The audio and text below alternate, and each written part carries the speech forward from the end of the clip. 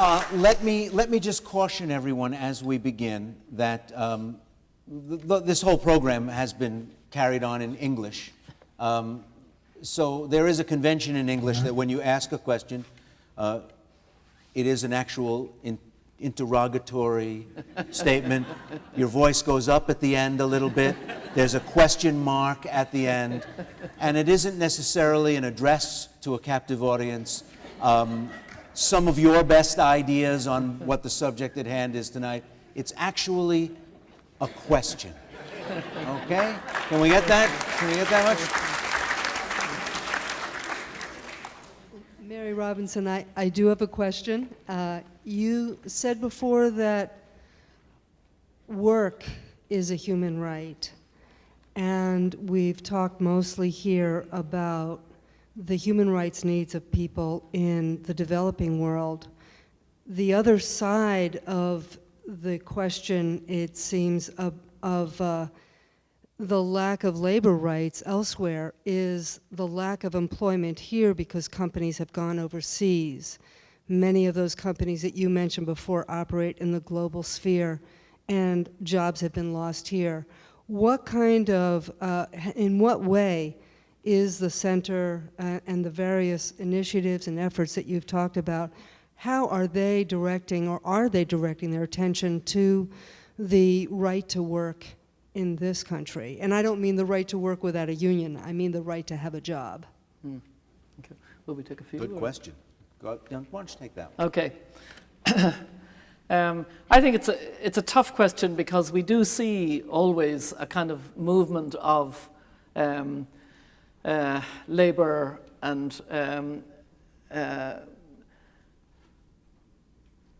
the real response in this country, I think, has to be, as in Europe and other parts of the more developed world, to create the base for the jobs which are more,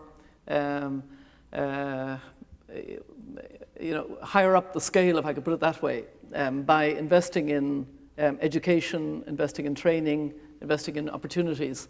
I mean, one of the great strengths of this country is in its capacity to innovate, whether it's the Silicon Valley type innovation, whether it's in various high-tech biological other areas. We were talking earlier about the supply chain. There's no doubt that some of the supply chain work has already moved and will continue to move, not just out of the United States, but will move to countries where it can be done more cheaply, because that means that consumer goods are cheaper. We have to resist the exploitation to the bottom of the market, but we can't stop that trend. That's part of globalization. What I think is really important in a country like the United States, and the same thing in modern Ireland and Europe, is that we invest in education and training for equipping people for better jobs. And I know that's something that's being actively discussed during this current election here, but there's no silver bullet on it. There will only be more jobs in this country rising out of better education and training and creation of more wealth through that. Yes, ma'am. Yeah, hi, Sorry. Mary. I want to congratulate you on getting this forum together. Anyway, obviously the title is Business and Human Rights, and obviously you're getting big business involved. But what about getting big media? Human rights tend to be, the analogy I tend to be a Twitter approach. So you obviously see a lot of coverage in public broadcasting, but what about the big corporation, the ABC, the NBC? Why they're not covering human rights? And shouldn't you be shaming them into, Thank you. In fairness, I think media can be very important to cover specific human rights issues, be it trafficking, be it human rights violations in different parts of the world, and indeed, it's putting that strong spotlight on the situation in Haiti at the moment, which is not. I mean, it was a humanitarian disaster, but there are human rights dimensions to it now of people who are living in a very difficult situation and have a cholera outbreak, and Where I find some difficulty with the media is that, with a notable exception of my interrogator here this evening, quite a lot of the media have a very narrow focus in the area of human rights, and it is basically talking about civil and political rights. Again, really very important, but they're not the whole story, and they don't know how to ask questions about economic and social rights. They don't know how to frame those questions. We did have MTV Europe as one of the companies that was involved in the Business Leaders Initiative on Human Rights. And I was very glad about that, because they were talking about the role of media in highlighting in a broader way human rights issues. And I certainly think it is really very important that that happens. A documentary or a graphic description by a camera crew of a situation can do so much.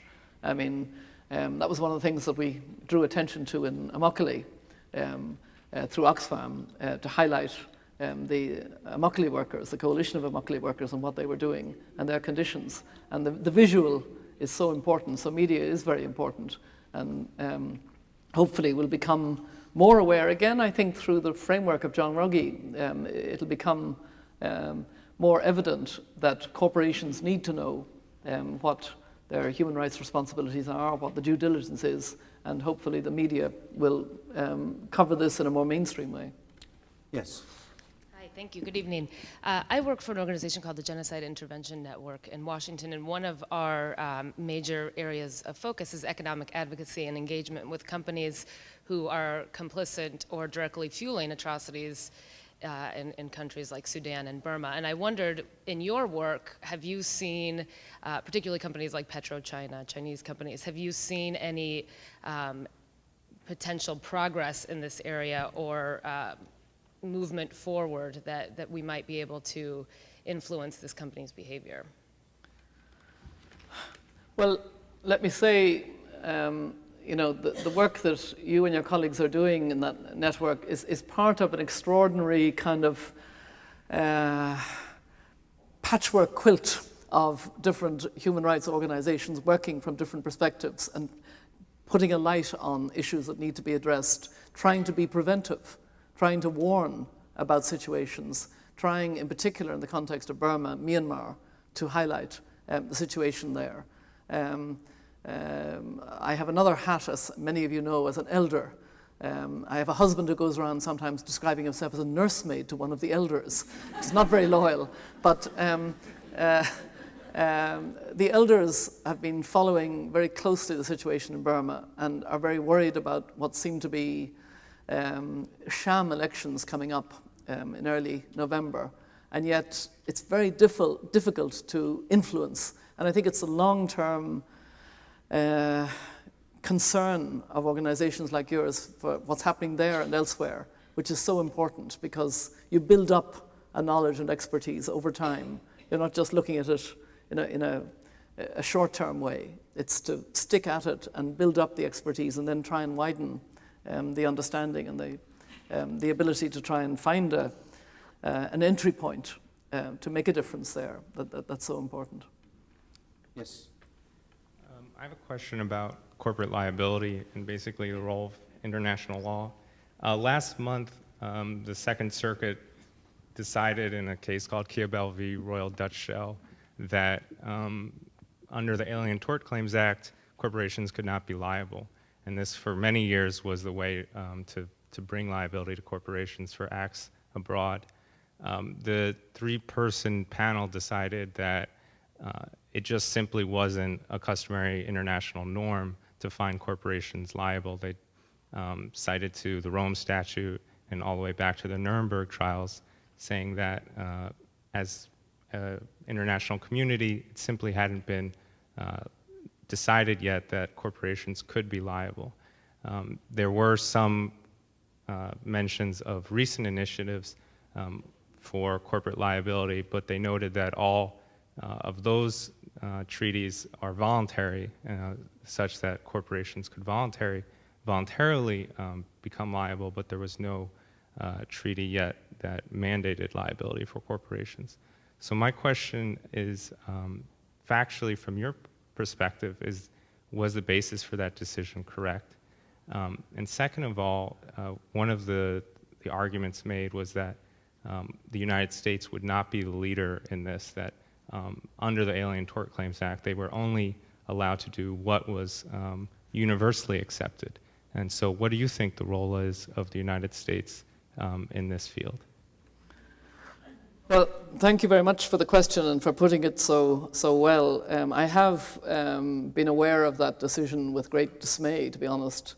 And because I've been traveling, I haven't had a chance to properly catch up on the implications of whether, as I hope it will be appealed further, because I think, as you said, many of us...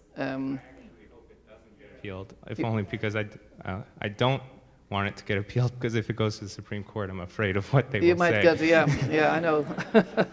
Yeah, but it's a bad decision in the sense of, from the point of view of those of us who know the importance of the Alien Tort Claims Act, and that it's one of those real hooks that can lead to more responsibility for corporations, that has influenced behavior of corporations who are aware of the implications of that act. I can't give you anything like as informed an answer to that as probably quite a number of people in the room this evening. I'm very worried about the decision, having learned about it, and I think I need to confer with some experts like you in the area, and it is worrying because I would have thought we should have been going in the other direction of affirming and building on rather than undermining that act. Yes, sir. Thank you. Mary, even though you're relocating to Ireland, we still need you.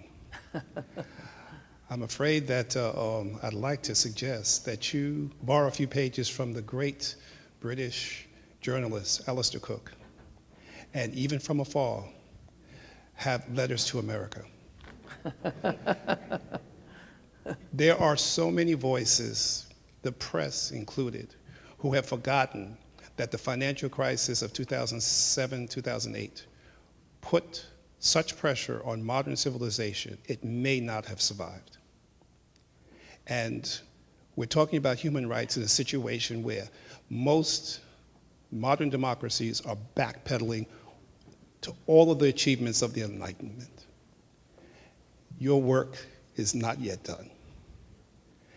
And you are one of the singular voices throughout the world who has the moral authority to help us to get it right as America goes into the November election, where there are really dangerous clouds on the horizon. I would like to see you comment on how you continue your voice on the world stage. Thank you.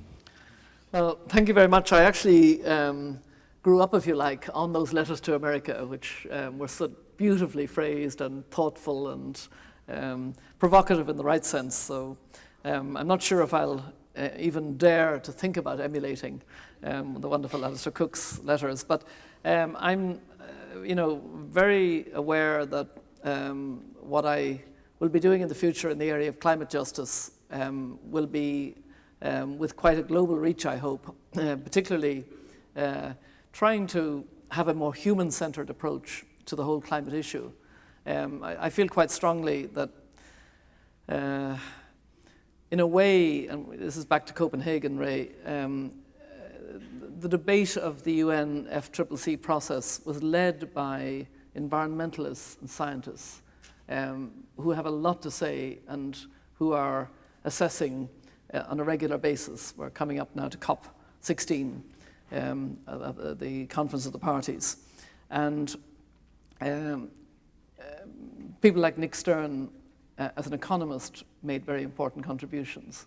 But somehow the icons of climate have been the polar bear on the melting ice floe or glaciers melting. And it's that sense of the future, and it's physical somewhere over there. Whereas I think we need to get the subsistence farmer and the poor indigenous woman and the shattered communities into the center of what's happening. So you'll hear that voice certainly a lot in the future, if that's any help. Okay, sorry.